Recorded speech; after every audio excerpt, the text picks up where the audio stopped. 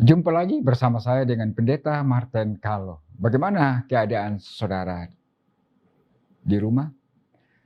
Saya berharap keadaan saudara baik-baik saja. Hari ini kita akan merenungkan bagian firman Tuhan lewat taburah Injil. Oleh sebab itu bagian firman Tuhan yang kita akan renungkan pada saat ini terdapat dalam kitab 1 Yohanes pasal 4 ayat 7 hingga ayatnya yang ke-21. Sekali lagi bagian firman Tuhan yang kita akan renungkan terdapat dalam kitab 1 Yohanes pasal 4 ayat 7 hingga ayatnya yang ke-21. Sebelum kita membaca, mari kita tundukkan kepala dan kita minta hikmat Tuhan dengan berdoa. Kita berdoa. Bapa di dalam surga, Bapa di dalam nama Tuhan kami Yesus Kristus. Ada kesempatan yang Kau berikan kepada kami untuk merenungkan bagian daripada perkataanmu. Oleh sebab itu Bapa, saat ini kami akan membaca bagian daripada perkataanmu. Buka hati kami pribadi lepas pribadi dan sebagai hamba-Mu, kuasai mulut bibir hati hamba agar apa yang hamba perkatakan sebentar Tuhan Yesus boleh memberkati pemirsa dan juga memberkati hamba sendiri. Kami siap membaca dan merenungkan bagian daripada perkataanmu. Di dalam nama Tuhan Yesus, kami telah meminta Roh Kudus menuntun kami. Amin. Ya, bagian bahan bacaan kita sekali lagi dalam 1 Yohanes pasal 4 ayat 7 hingga ayatnya yang ke-21 yang diberikan tema oleh Lembaga Alkitab Indonesia, yaitu Allah adalah kasih. Firman Tuhan berkata kepada kita demikian. Saudara-saudaraku yang kekasih, marilah kita saling mengasihi sebab kasih itu berasal dari Allah. Dan setiap orang yang mengasihi, ia lahir dari Allah dan mengenal Allah. Barang siapa tidak mengasihi, ia tidak mengenal Allah sebab Allah adalah kasih. Dalam hal inilah kasih Allah dinyatakan di tengah-tengah kita, yaitu bahwa Allah telah mengutus anaknya yang tunggal ke dalam dunia supaya kita hidup olehnya. Inilah kasih itu, bukan kita yang telah mengasihi Allah, tetapi Allah yang telah mengasihi kita dan telah mengutus anaknya sebagai pendamaian bagi dosa-dosa kita. Saudara-saudaraku yang kekasih, jikalau Allah sedemikian mengasihi kita, maka haruslah kita juga saling mengasihi. Tidak ada seorang pun yang pernah melihat Allah. Jika kita saling mengasihi, Allah tetap di dalam kita dan kasih-Nya sempurna dalam kita. Demikianlah kita ketahui bahwa kita tetap berada di dalam Allah dan Dia di dalam kita. Ia telah mengaruniakan kita mendapat bagian dalam Roh-Nya. Dan kami telah melihat dan bersaksi bahwa Bapa telah mengutus anaknya menjadi juru selamat dunia.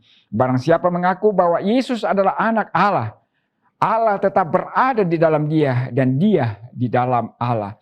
Kita telah mengenal dan telah percaya akan kasih Allah kepada kita. Allah adalah kasih dan barang siapa tetap berada di dalam kasih, ia tetap berada di dalam Allah dan Allah di dalam Dia. Dalam hal inilah kasih Allah sempurna di dalam kita, yaitu kalau kita mempunyai keberanian percaya pada hari penghakiman, karena sama seperti Dia juga ada di dalam dunia ini. Di dalam kasih tidak ada ketakutan. Kasih yang sempurna melenyapkan ketakutan, sebab ketakutan mengandung hukuman, dan barang siapa takut ia tidak sempurna dalam kasih Allah. Kita mengasihi karena Allah lebih dahulu mengasihi kita. Jikalau seorang berkata, aku mengasihi Allah, dan ia membenci saudaranya, maka ia adalah pendusta, karena barang siapa tidak mengasihi saudaranya yang dilihatnya, tidak mungkin mengasihi Allah yang tidak dilihatnya. Dan perintah ini kita terima dari Dia. Barang siapa mengasihi Allah, ia harus juga mengasihi saudaranya. Pemirsa taburan Injil yang kekasih dalam Tuhan kita Yesus Kristus, dari 1 Yohanes pasal 4 ayat 7 hingga ayatnya yang ke-21 ini diberikan tema Papua mengasihi bangsa-bangsa dengan kasih Allah. Pemirsa taburan Injil yang kekasih dalam Tuhan kita Yesus Kristus. Apa itu kasih?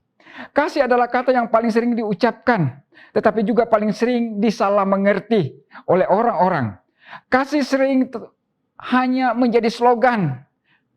Kasih hanya menjadi kata-kata yang kering dan hanya penghias bibir belaka. Istilah yang saya mau katakan bahwa banyak orang Kristen, ya, dia tahu kasih. Banyak mendengar tentang kasih, tetapi untuk dilakukan dan dilaksanakan sangat susah dan sulit. Yang umum orang melakukan kasih itu mereka melakukan bukan karena kesadaran bahwa kasih itu adalah kodratnya orang Kristen. Tetapi biasanya orang melakukan kasih itu agar atau supaya atau sebab. Contoh, saya mengasihi dia karena orangnya baik. Atau saya berkorban bagi orang lain karena orang itu pernah berkorban buat saya. Atau saya menolong orang lain supaya pengharapan saya orang itu juga menolong saya. Kasih dan mengasihi tidak demikian yang dikehendaki oleh Tuhan, tetapi kasih yang tanpa batas. Pemirsa tabura Injil yang kekasih di dalam Tuhan kita Yesus Kristus, Tuhan menghendaki kasih yang lebih. Dia musuhmu, dia lawanmu, dia yang membencimu, dia yang engkau tidak kenal, dia yang engkau benci, dia yang engkau tidak sukai, dia yang menyukaimu, dia yang mencintaimu, dia yang merencanakan yang jahat. Atau dia yang pernah menjatuhkanmu, menginjak-injakmu, ataupun dia yang pernah menyepelekan engkau, ataupun dia yang tidak menyukaimu. Tuhan pengen kita mengasihi tanpa batas. Dan inilah yang dijelaskan oleh Rasul Yohanes dari bagian bahan bacaan kita. Rasul Yohanes kembali mengingatkan kita semua tentang melakukan kasih. Kita melakukan kasih karena Allah adalah kasih dan kita diajak untuk mewujudkan kasih itu secara konkret di dalam persekutuan kita. Di mana tempat tinggal kita, di mana kita hidup. Seperti dari bagian bahan bacaan yang mengatakan, dalam hal inilah kasih Allah dinyatakan di tengah kita, yaitu bahwa Allah telah mengutus anaknya yang tunggal ke dalam dunia supaya kita hidup olehnya. Perhatikan, simak baik-baik ayat ini.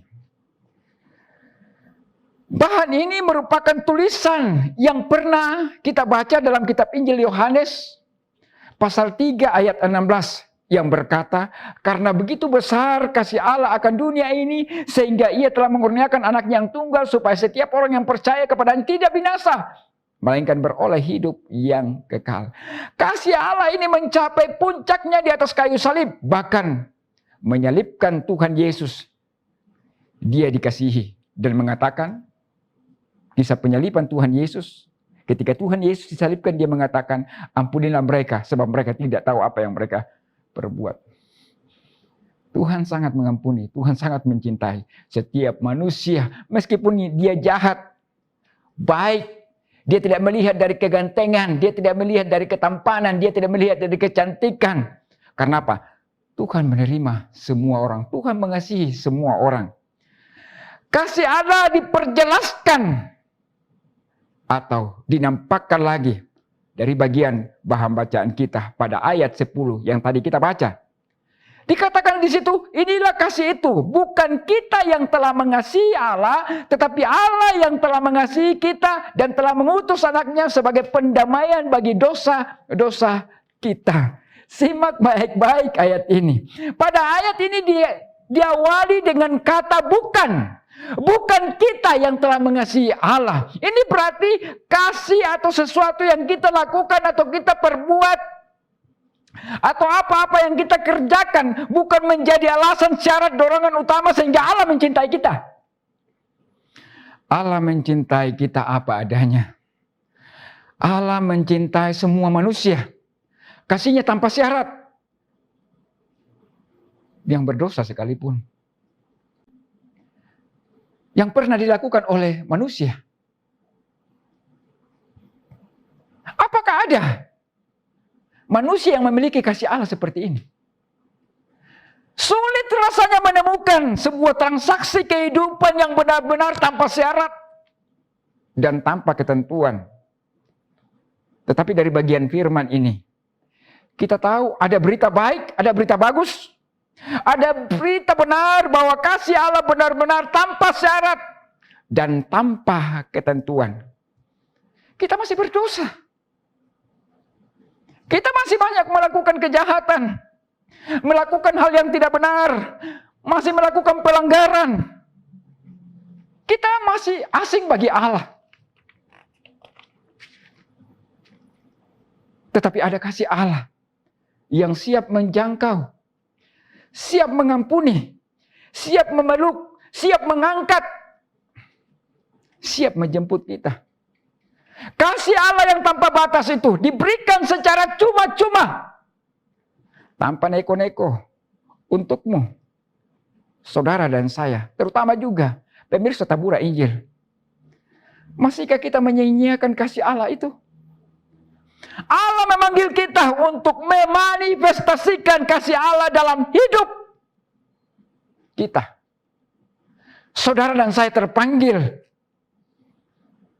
Nah, kalau Allah begitu mengasihi kita, kasih itulah yang kita manifestasikan dalam hidup kita.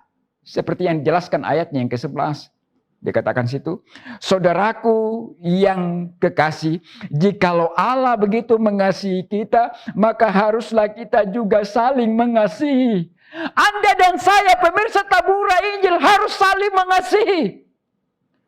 Kita semua dipanggil, diingatkan untuk memanifestasikan kasih Allah sesuai dengan panggilan kita. Pemirsa Tabura Injil yang kekasih dalam Tuhan kita Yesus Kristus, kita semua dipanggil, diingatkan untuk memanifestasikan kasih Allah sesuai dengan panggilan kita. Tuhan Yesus pernah menegaskan bahwa hanya mencintai sesama manusia yang paling dekat, itu kita dapat mencintai Allah yang tidak kelihatan. Kenapa demikian? Mustahil mengatakan saya mencintai Allah, tetapi membenci, tidak mengasihi, membunuh sesama. Yang menjadi pertanyaan sekarang buat saya dan saudara, pemirsa Tabura Injil yang kekasih dalam Tuhan kita Yesus Kristus. Apakah saudara sudah mengasihi? Tahukah saudara, orang yang sudah melakukan kasih atau sudah mengasihi adalah orang yang sudah menerima hikmat daripada Tuhan. Tahukah saudara, orang yang sudah melakukan kasih dan sudah mengasihi Allah, itu berarti sudah hidup. Allah sudah hidup dalam hati saudara. Tahukah saudara, orang yang melakukan kasih dan sudah mengasihi, sudah merencanakan hidupnya ke surga. Tahukah saudara, orang yang melakukan kasih dan sudah mengasihi adalah orang yang sudah menampakkan dirinya sebagai anak-anak Allah. Dan orang yang melakukan kasih dan mengasihi sesamanya adalah orang yang telah memanifestasikan kasih Allah di dalam hidupnya. Dan orang yang melakukan kasih dan mengasihi sesamanya adalah orang yang telah melakukan perintah dan pekerjaan Tuhan. Pemirsa Tabura Injil yang kekasih dalam Tuhan kita Yesus Kristus. Saya percaya melakukan kasih, kita akan menemukan masalah dan persoalan. Tetapi apa yang saya tahu, saat Anda, saudara, pemirsa Tabura Injil melakukan kasih, saya percaya akan banyak sahabat-sahabat yang kita temukan. Akan banyak kebaikan-kebaikan yang kita akan jalan. Tentunya ketika kita melakukan kasih, merupakan perintah Tuhan. Dan sebagai anak-anak yang ada di Gereja Kristen Injil di Tanah Papua, kita dipanggil untuk memanifestasikan kasih Allah ini dalam kehidupan saudara dan saya. Baik yang ada di gunung maupun yang ada di pantai. Tuhan pengen tanah kita ini, tanah yang penuh dengan cinta dan kasih sayang. Karena tanah kita ini dijamah oleh Tuhan. Tuhan Yesus memberkati bagian firman-Nya. Amin. Mengakhiri